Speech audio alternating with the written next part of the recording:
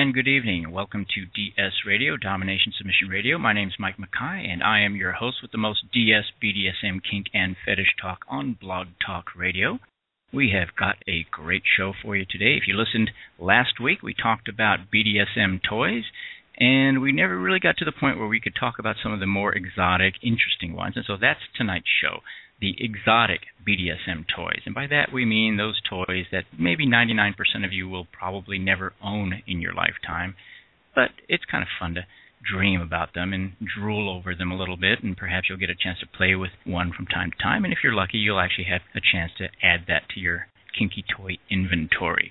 This is a call-in show, so if you're interested in calling in and asking a question or giving us your opinion on anything that we're talking about tonight, then by all means call us. The number for you to call in is 347-857-1862. Again, 347-857-1862. You can also ask your questions or make your points in our online chat room, which is live during the show at Blog Talk Radio. So if you're listening to us live at Blog Talk Radio, just scroll down to the bottom of your screen and you'll see our chat room there. You do need to be logged in at Blog Talk Radio in order to chat. So it's free. Give it a shot. We also have a website. Check it out. It's at domination-submission.com. Again, domination-submission.com. There you'll see our links to social media, things like Twitter, Facebook, Tumblr, and all the others. Do follow us, and you'll get all the latest happenings as it relates to our show and my book. I'd also like to introduce my co-hosts this evening. I have three. I have L.B. Shaw, Lolita Sinn, and Lil Red. L.B. Shaw is a fiction writer, an erotic fiction writer, who is about to release a book called Becoming Stone, and she has a couple of books available on Amazon right now. And how are you doing, L.B.? I'm doing good. How are you? I'm weathering the storm. Got an ice storm going on outside, so if I drop off the radar or off the radio, you know I've just been overcome by ice and snow. Any of that hitting you over there in North Carolina? No, I'm enjoying some mild weather. I think it's in the 60s. We are getting rain though, and this is just a really tough time of year because it seems to stay cloudy 90% of the time up until March, and so it's just been dreary but warm. So I hate that you're suffering through the ice.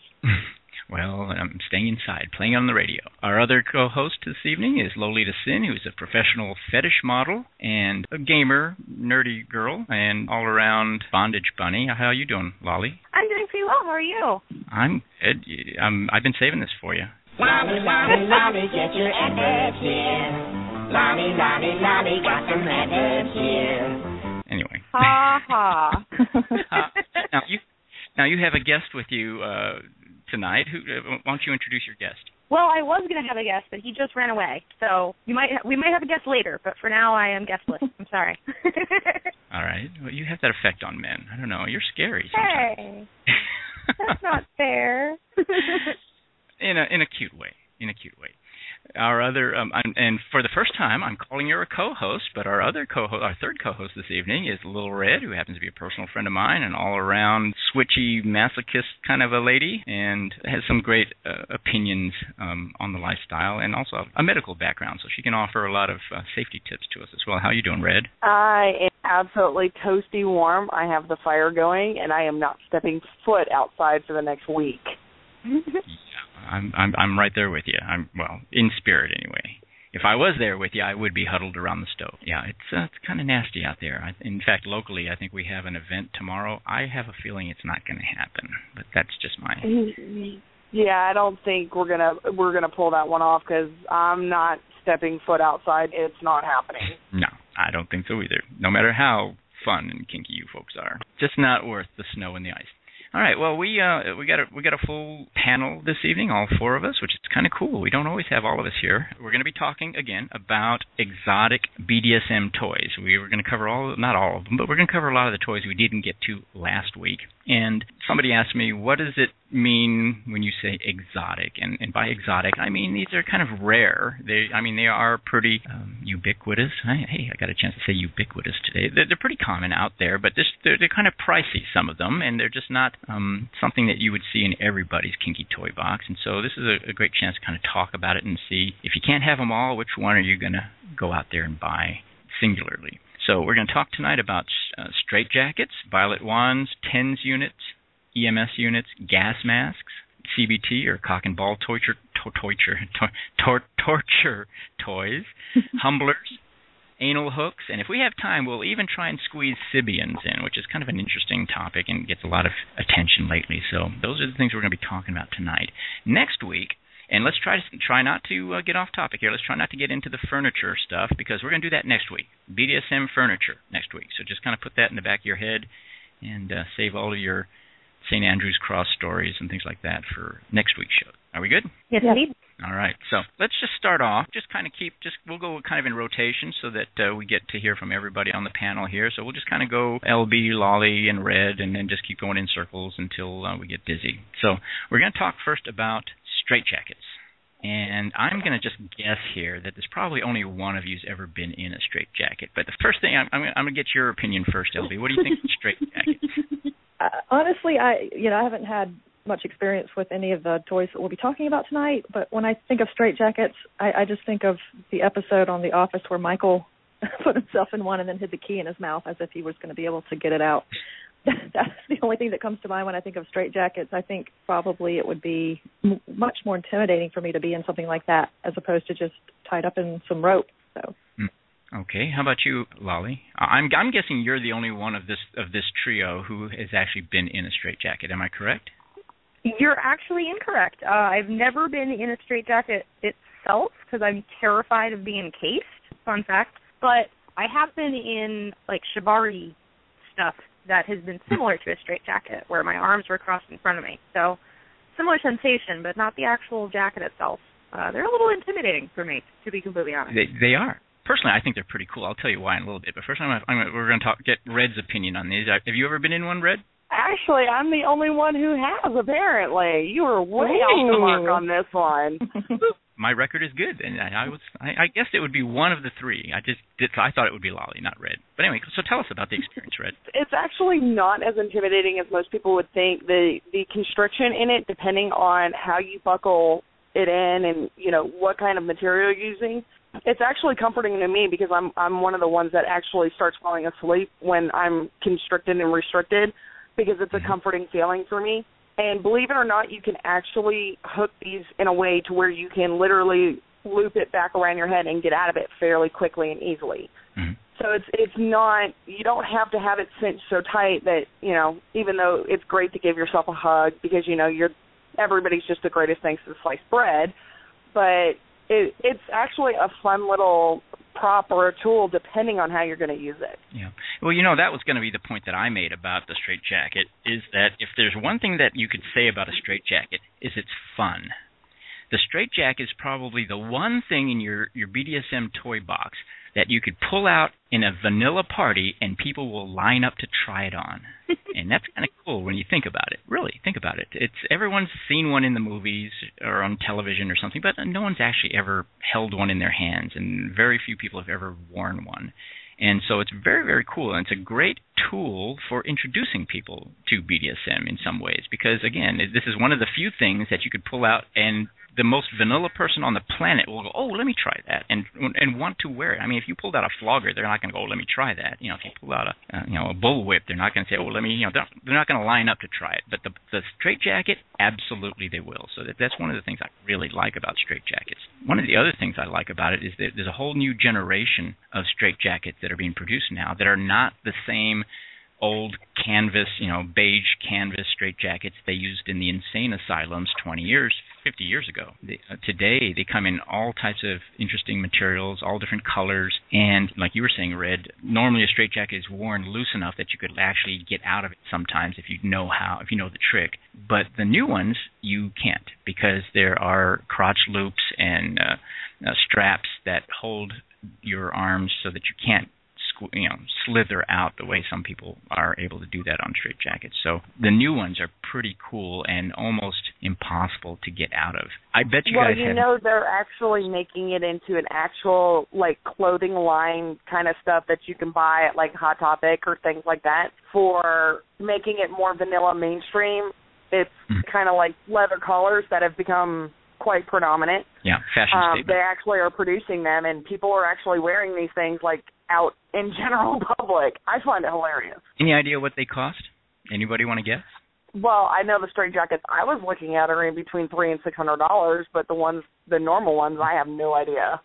The old-fashioned canvas ones will set you back about $200. But if you get one of the newer ones, the one out of the new materials, the new colors, between $700 and $2,000.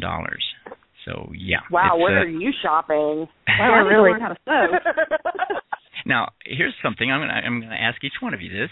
So we'll go in sequence again. What do you think is the easiest way to get the most common injuries related to strait-jackets, LB? I'm going to go with a soft tissue injury, maybe pulled muscle trying to get out.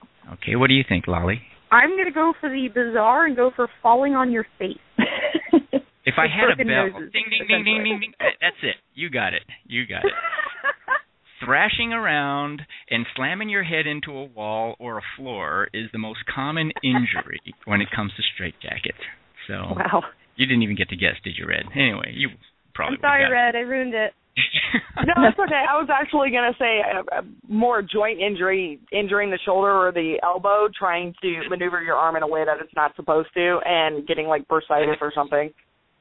That's the second most common injury is, shoulder out of joint sort of thing. But it usually just boils down to people thrashing around, trying to get out of it, and slamming their head into a coffee table or something. Fun times. All right, so let's talk about violet wands. Now I know Red's good with violet wands. I've seen her up like a Christmas tree at a few events. But we're going to start with LB, and I don't know if you've ever used one, LB, but tell us what you think about violet wands. I would love to try a violet wand just because I like to be tickled, and I'd love to try that low setting that's supposed to make it feel like you're being tickled, because I can't imagine it feeling like a ticklish sensation. But since I like mild pain and that bitey sensation, I think I would really enjoy it a lot. Maybe. Yeah. Well, anyone who likes tickling should try a violet wand. But of course that's at the lowest setting. Usually they have settings from like 1 to 10, and 1 and 2 or 3 are kind of a ticklish thing. But once you get up to about 10, it has a bite. How about you, Lolly? Amazing. You got any experience with the violet wand, Lolly? Yeah, a little bit. I mean, I'm pretty fond of electrical toys, but I don't usually go for the violet wands. I usually go for like cattle prods and stun guns and much higher voltages. Yeah, I actually really like the sensation. It's a lot softer than I'm used to, obviously, and I don't know, it's kind of relaxing. I've had like violet wands, not massages, but just sort of like violet wand all over, and it's really relaxing. It's really nice. It is. I've always enjoyed them. Anyone who's read my book has read the story of my first violet wand from. It was produced in the 1920s, and I bought it at an auction for $7 basically, in 2 beers and an order of nachos, and it was amazing. I mean, it worked perfectly, and it's really no different than what you get now, except the ones you buy now are a little bit more designed for safety, but they haven't changed in almost 100 years.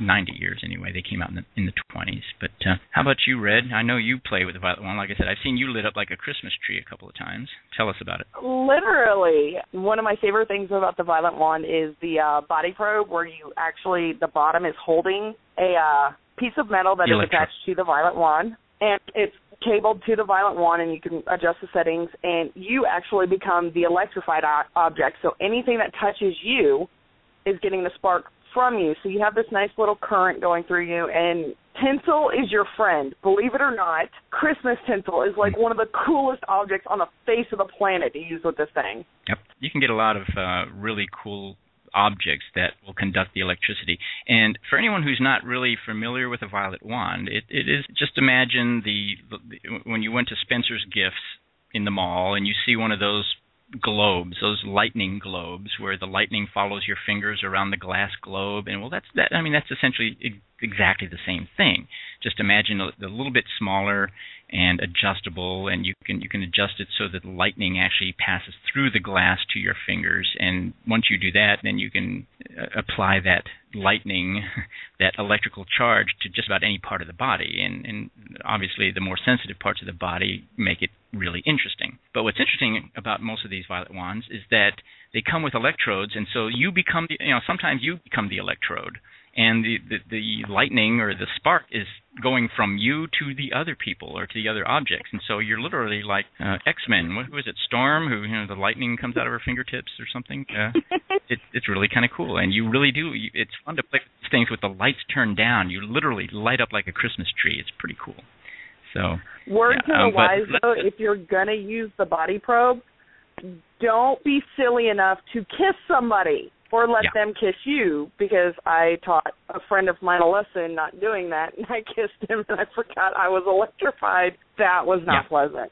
See, while you're holding this electrode, the electrical charge is building up in your body, but you don't feel anything until somebody touches you. But if somebody reaches over and kisses you on the lips, you are going to get one rude awakening, and so is that person. So it's kind of cool, actually. It's a lot of fun. Do it with the lights off. These things are expensive. The cheapest ones around are going to run you about $100, but they can go up to $1,000. The average will be about $250 for a decent set with a couple of different electrodes. And they have electrodes that will do everything from just tickle you to actually brand you. There are branding electrodes that go with a violet wand, so it can get pretty intense.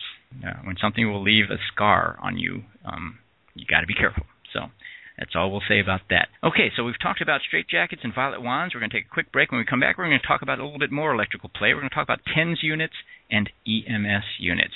You're listening to DS Radio. My name's Mike Makai, and we are going to be back in about 1 minute and a half.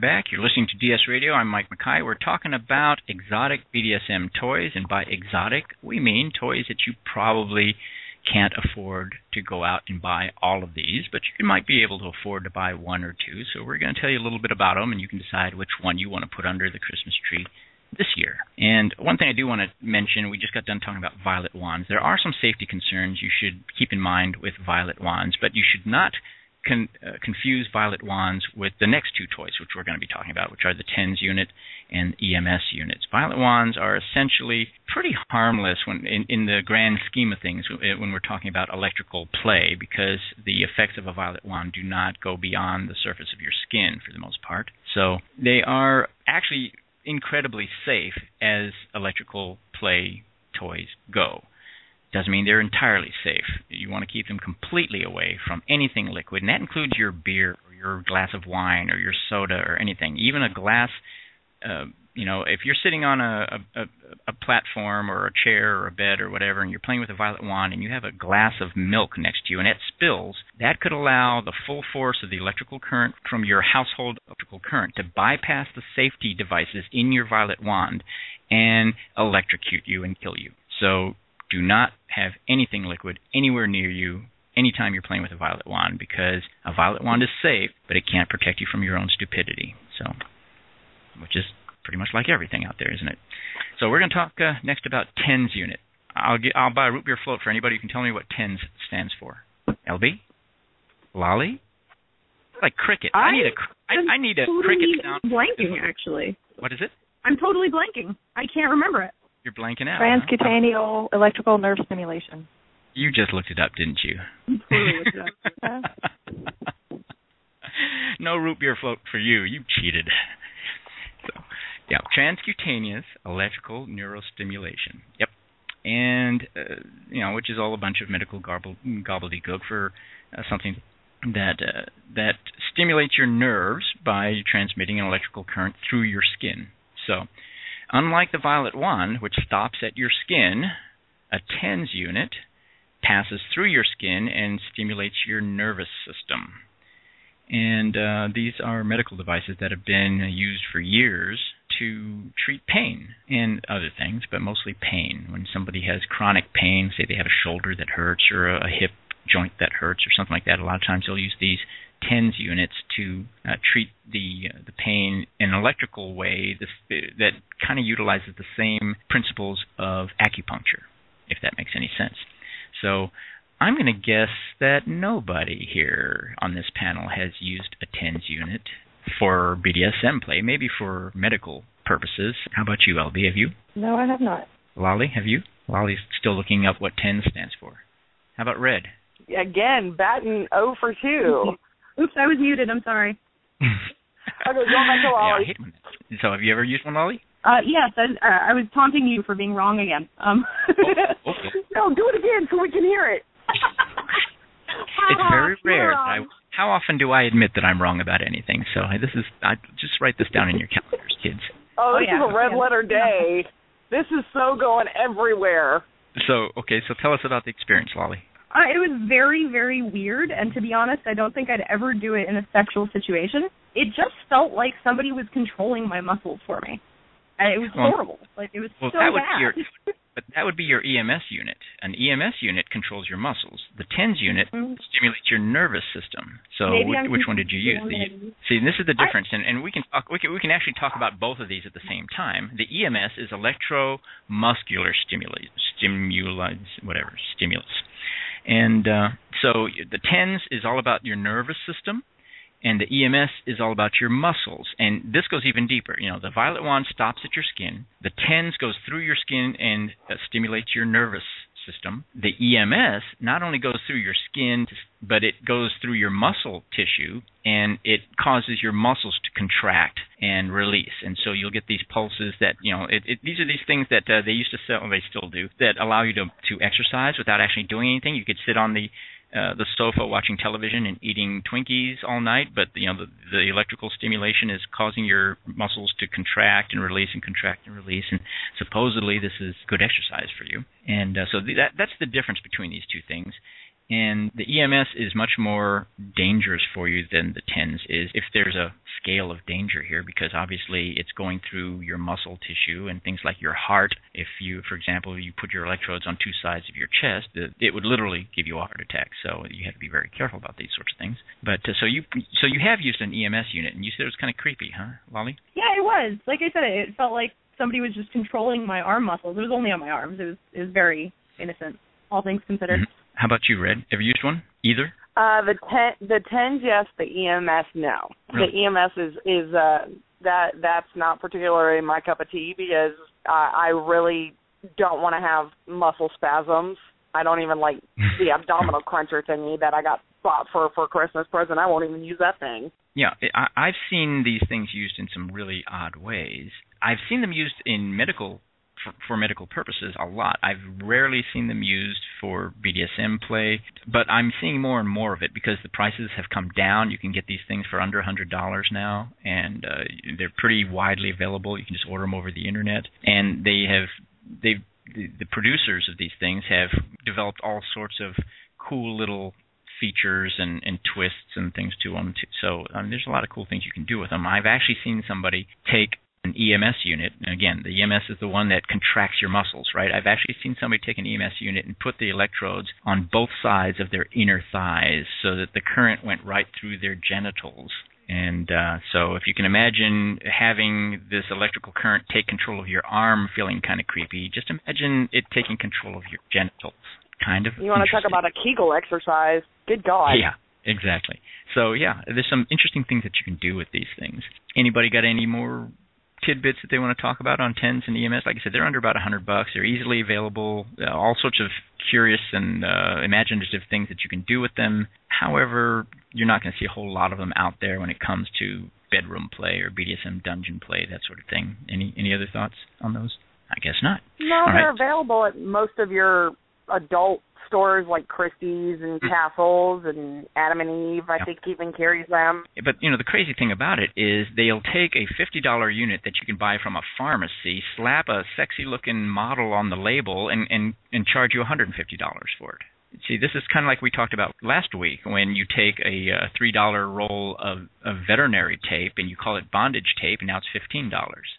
So yep. I think it's important that you once you realize how these things work and what they are, you can also figure out that you can get the exact same thing with a different label slapped on the box and pay a third of the price. So that's your frugal kinkster tip for the week.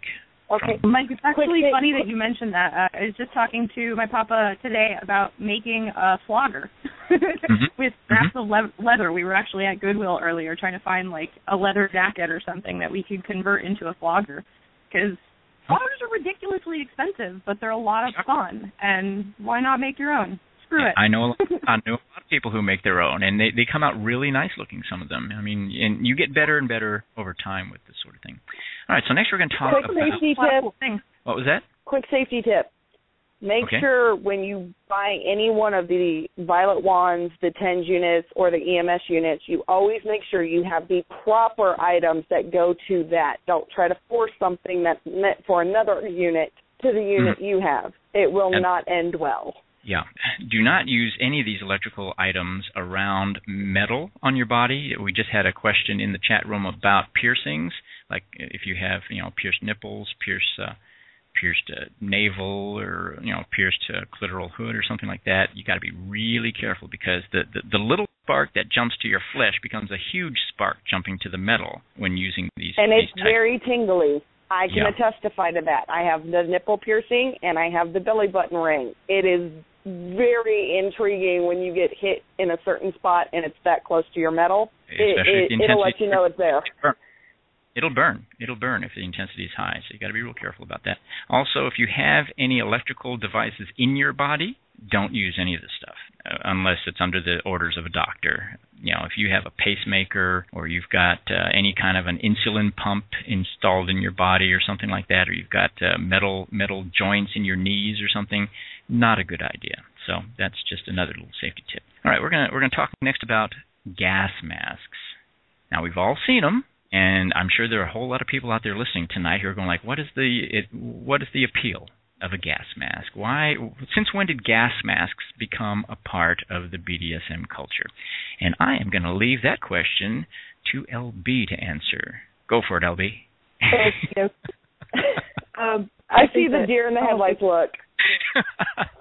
No, not exactly. I think it can be used for multiple purposes. I guess I was just reading about some of the stuff the other day as I was finishing up your book, and I had to go back a little bit because I had skipped over the part on toys. I didn't realize that it was something that could be used for tops and bottoms, because it's become sort of a recent, I don't know if it's a kink or fetish, or sort of a turn on for me to see that gas mask, because it's kind of that edge play, the anonymity and that sort of thing. But it can also be used by bottoms to limit their ability to see what's going on, and I guess humiliation too, and things like that. So apparently it's pretty versatile. It is. How about you, Lolly? Any experience with these, or any thoughts on them? Well, I've definitely had them on for fun a few times, because I just think they're hot in general.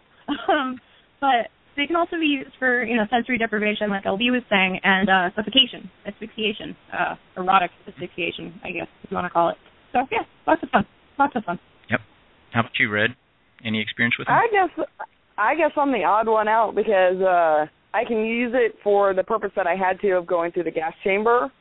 But other than that, that's really not. I don't like things over my face, so I'll pass on that. And I'm really not a big fan of coming across people who wear them because I like to see who I'm playing with, unless I'm blindfolded, because obviously then we've negotiated that. But I like to. See, now you fall into the same category that I do, Red, and for our listeners who may not be aware of this, Red and I are both Army veterans. You wouldn't think it to look at Red, but she's an Army girl, or former Army. And when you have to wear those things for days at a time, for Army training or real world stuff, the appeal kind of gets lost there. You just can't imagine doing it for fun after all of that. But I can see the appeal, and there's a lot of, and LB and Lolly definitely hit on some of those things. They're used for sensory deprivation.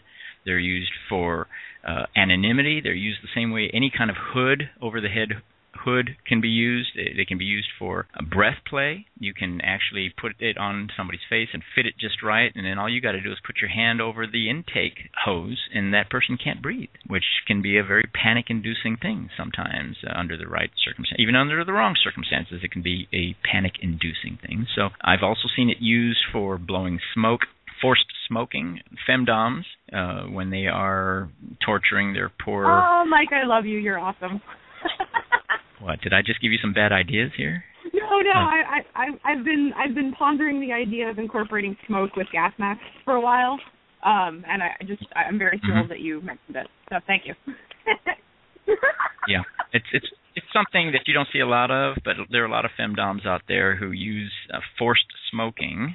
And just remember, what it was like for you when you were, 12 years old and you tried your first cigarette and how you almost coughed up a lung. Well, that's all the fun of making some poor schmuck who doesn't smoke, forcing him to smoke and watching him cough and gag and flop around on the floor like a fish on the boat deck. But when he's in a gas mask, he really can't help himself, because that's when you're blowing smoke in his face and he can't get away from it. So, that's one type of torture that gas masks can definitely make a whole lot easier for you if you're that sort of a person. I personally don't, I wouldn't get anything out of that, but apparently Lolly does, so I'm seeing a whole new side of you, Lolly.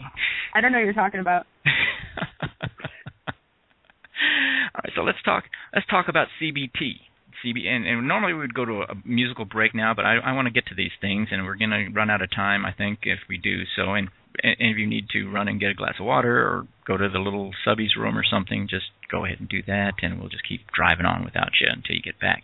So we're going to talk CBT, cock and ball torture. And, of course, cock and ball torture is one of those things that only works if you have a cock and balls, as the recipient at least. And so none of you qualify under those guidelines, and none of you are... I love it when my balls are tortured.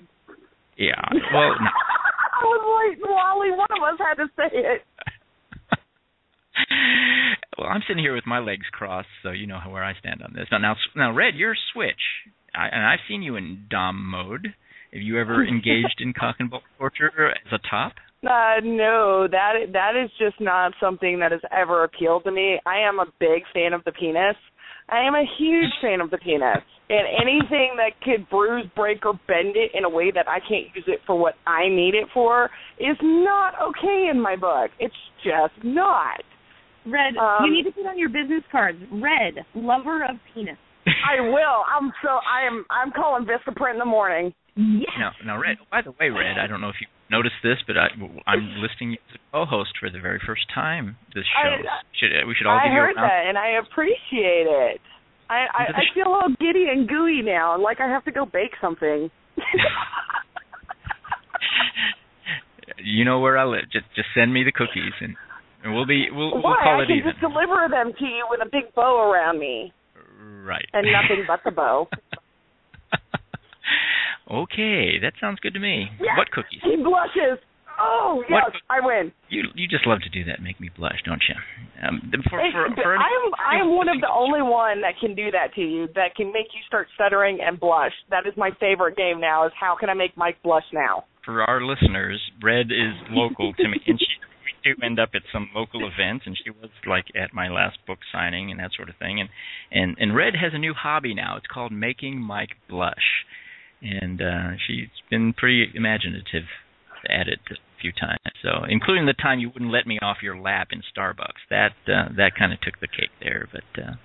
Anyway. Oh, how about me kneeling at your feet at the book signing in front of God and everybody? I thought your head was going to hit the table. Let's move on. Humblers. You guys, LB, do you know what a humbler is, LB? I have no idea. No idea. How about you, Lolly? I'm pretty sure. I always forget what this one is, but it's basically like 2 slats of wood, and there's like a hole for the balls and arms usually, and feet sometimes, and it's similar to a spreader bar, if I remember correctly, or like chop. Yeah, you're close. You're kind of close. You gonna venture a guess, Red? I am going to go out on a limb here and say I have no idea. Well, this is one that I really didn't know very much about, and they're fairly new, too. So, I mean, there's no shame in not knowing this, because 5 years ago, I don't know if it's 5 years ago, but several years ago, they didn't exist. So they're fairly new. Unlike the violet wand, everyone thinks violet wands are new, and they've been around for 80 years, 90 years. These humblers have only been around a few years for the most part. But what they are, it's a device that is strapped to a male's thighs and groin area, which prevents him from having an erection. And literally, if he does, it becomes extremely painful. And in fact, it keeps him in a position where he can barely even. There are a couple of different types here, but he really can't even stand up, much less get an erection, much less do anything with his erection. And so. I guess, yeah, boo. All the penis fans are just booing at this point. So I guess the point of a humbler is to put this on your male submissive, particularly if you're a very sadistic female, a femdom who likes to humiliate or degrade or torture your male submissives or slaves. And I guess the idea is to put it on them and then do everything you can to create a painful, embarrassing, uncomfortable erection. And that's what a humbler is. You could probably Google that on. Actually, no. If you Google it in general, you're not going to find much about it. But if you go to some of these BDSM toy retailers and then you search on their site for a humbler, you'll see what I'm talking about. They're pretty wicked devices, and I wouldn't wish that on anybody, much less myself. I'm sitting here like with my legs crossed, my hands in my lap, and I'm thinking about putting a book over my lap as I even speak about this. Next time you play that Lolly, Lolly, Lolly song, I'm going to threaten you with a humbler. Ooh, I will put $20 down that says Mike will do it. I got 20. Who's with me? You got to catch me first. But, I know where you live. Then again, a pack of crazy subbies is a dangerous thing, even if they don't have humblers. So let's talk about the anal hook. Now, I know this is kind of scary for some of our listeners out there, and I'm sure that a lot of people have seen it on the internet, and they've probably even seen them in catalogs, and maybe they've even thought about buying one. And if there's somebody out there who has actually purchased one and has some experience with it, then I would love to hear about your experience. And while I'm talking, LB, why don't you check our caller queue, see if we have somebody calling in about anything that we've talked about, and I'll talk a little bit about the anal hook. But the anal hook is essentially an anal probe attached to a long curved piece of metal, which can be also attached to just about anything, and usually rope or chain or straps. And it's a kind of an intimidating thing. Do any of you have any experience with anal hooks? I'm actually holding one right now. Are you really? Yes, I am. And it's a small one. It has a little ball on the end. It's cute. What are you doing with it exactly? I mean, why does one hold an anal hook while talking on the radio? I'm warming it up for later. Oh, gotcha. So, I'm assuming this is your anal hook. I mean, most people wouldn't be playing with somebody else's. Tell us about it. They're actually not mine. They're Papa's. But he handed them to me and was like, here, now you have anal hooks. Now you have something to talk about. I've actually only had an anal hook used vaginally on me. I've never actually had an anal hook used anally, which is kind of hilarious and ironic. But they're very interesting. It's an interesting sensation. they're very smooth, so they're kind of fun. Mm-hmm. And they're really good for temperature play. You can heat them up, you can cool them down, you can do all sorts of craziness with the metal. It's they're fun. I like them. Yeah, I mean they're fascinating toys. And give us I don't really know how much these things run. Give us a price range. Do you know? Any idea? Probably around $100. I've never actually purchased one myself, but I'm getting depending on the quality, probably around $100. Mm-hmm. Interesting. I might just have to put that on my Christmas list then. Very interesting. How about you, Red? Any experience with an anal hook? No, that's an exit stage left for me. I'm good. I'm actually quite intimidated by it, believe it or not. Mm-hmm. Well, a lot of people are. And I guess my advice to anybody contemplating using one of these, I'd have a couple pieces of advice, really. One would be, don't go out and buy the extra large grande size if you've never played with this sort of toy before. They do come in different sizes, and dip your toe in slowly. Don't push yourself too far too fast. This is not one of those things where you get a prize for using the biggest anal hook on the market. So that would be my first piece of advice. My second piece of advice would be, make sure you have some adequate cleansing procedures ready to go for these things, because just as Lolly said, there's always a temptation to use it vaginally as well as anally, and when you go from one to the other, you can transmit a lot of nasty bacteria, which will give you the worst infections you can imagine. And so be really, really careful about transmitting any of those harmful bacteria from the back door to the front door, if you know what I mean. So those would be probably the two biggest ones. The other thing I would tell you is, these things are designed to be attached to other things, mostly bondage equipment, and you just got to be real careful about how the big picture equipment affects the little picture of what's in your butt. Does that make sense? I'm not trying to make light of this, but I mean it really can. Let's say you're on a piece of equipment and that's attached to something, and you fall off the equipment. You see where I'm going with this?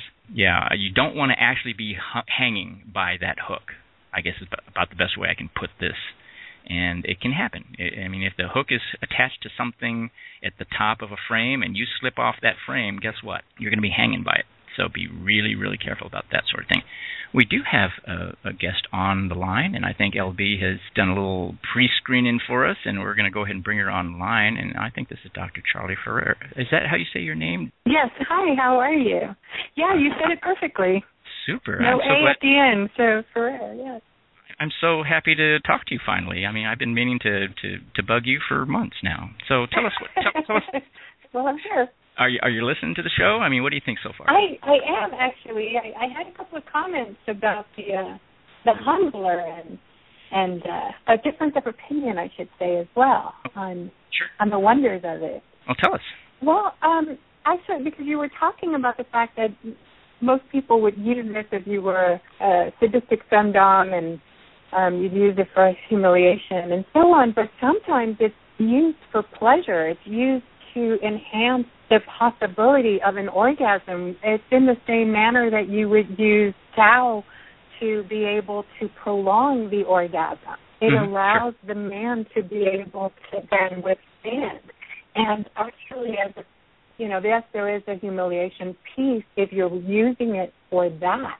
But there's also even a bigger piece of eroticism, because you're telling your slave, your male slave in particular, that he cannot orgasm and he cannot reach a climax until you've approved it.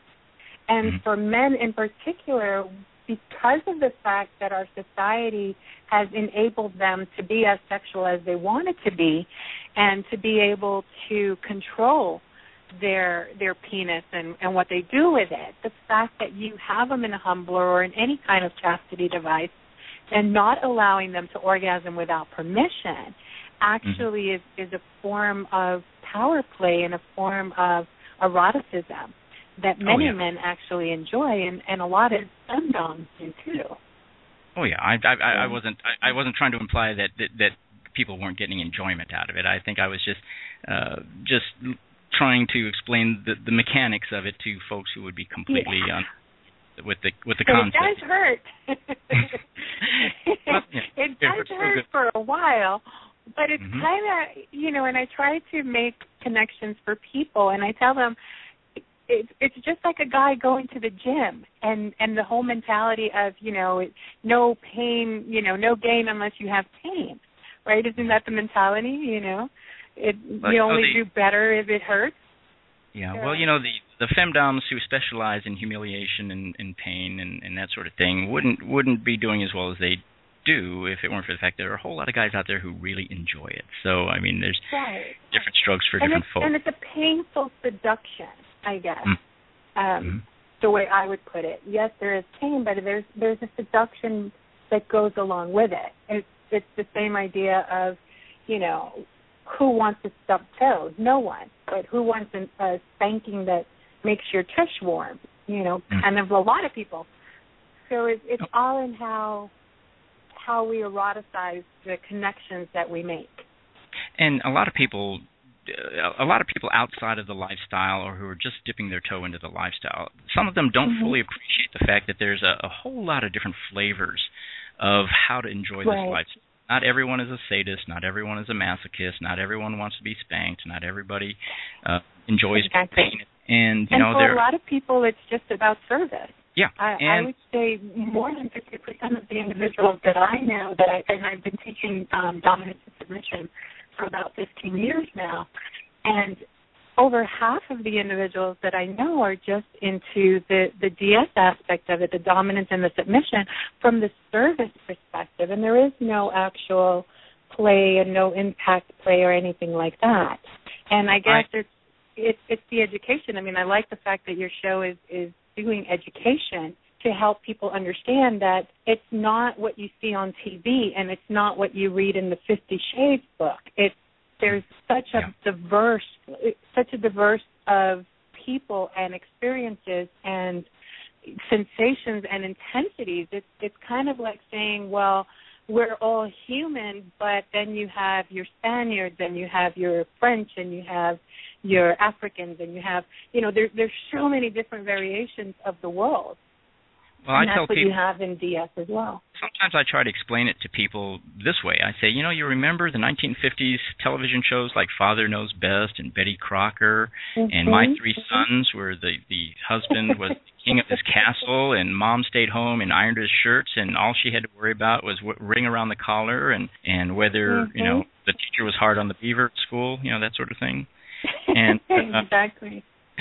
And that was a DS relationship. There may not, and we don't know for a fact, but there may not have been any kink involved at all. There's no floggers and crops and whips and chains. I mean, it was just a matter of dominance and submission, and it doesn't have all in the sex. power exchange, right? Exactly. And I use that one as an example too, and I also let people know that we're actually in a power exchange from the day that we're born.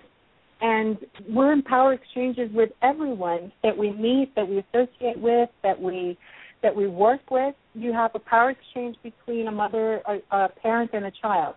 You have a power exchange between an employer and an employee. You have a power exchange between husband and wife. You have a power exchange between you and your next-door neighbor. Sure. Whose car is too close to whose lawn and who's going to yell and scream and who's going to interact, or how are they going to interact if they do it in a amicable fashion.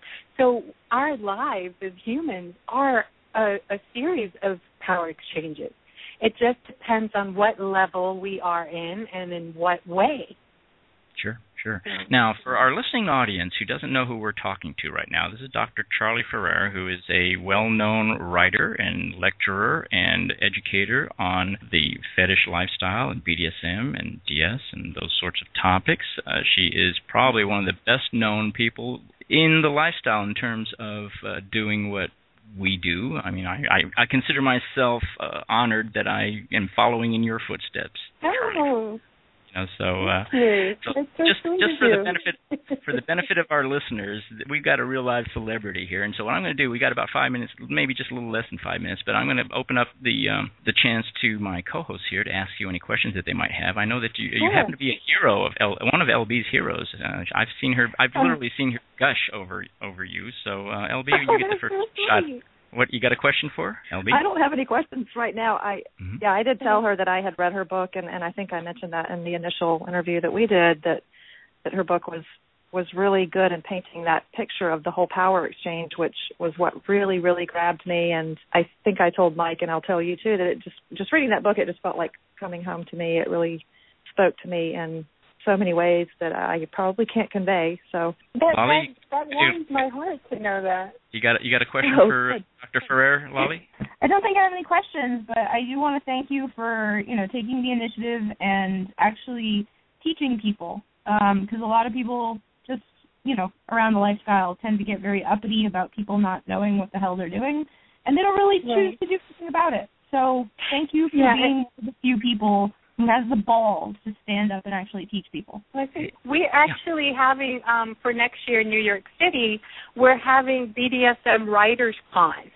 So if you go to bdsmwriterscon.com, you can learn how to come to the workshops. It's not just for writers. I'm actually bringing writers and readers together to learn about dominance and submission. I'm bringing experts from all over the country on dominance and submission and having them teach workshops for readers and for writers, and teaching writers how to write better so that they can portray the actual lifestyle with respect and understanding, so that anyone who is interested then in reading in this genre can actually know the truth and be more realistic with the characters and the scenes and portray us in a better light than what we see on television or anywhere else. So that's great. In fact, I know LB has talked about wanting to go to that event. I've got it on my radar. I don't know if I'll be able to make it, but it does look like you very should, interesting. and then this way you can do a live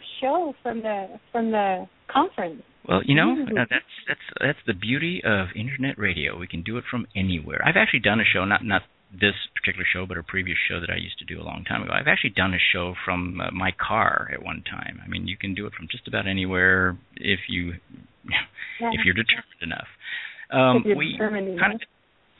We're kind of at the end of our time. I really want to thank you for calling in, Dr. Ferrer. I mean, it's an honor to talk to you. Thank you very much. We can get you back on more often. It's not I often would love that, actually. We'll definitely. I'd love to come back and talk. I've got your contact information, I think, so we'll stay in touch. And in fact, I'll send you a note right after the show. And I want to thank my fellow co-host for being a part of the show tonight. LB, again, for our audience, LB Shaw is the author of 3 erotic fiction novels, about to release Becoming Stone very soon here, which is going to be her first BDSM novels. Lolita Sinn, professional fetish model. She's working cool projects. We're waiting to see what big project she has coming up. And, of course, Lil Red is our extreme masochist, resident crazy redhead. So always fun to have her around. And I'm Mike Makai. My book's been out for 8 weeks and has been in the top 10 books in the United States in 3 different Amazon categories. So I'm doing the happy Dommy dance, but no, you can't watch. Thank you again, Dr. Ferrer, for being a part of the show. Thank you all for listening. Bye-bye now.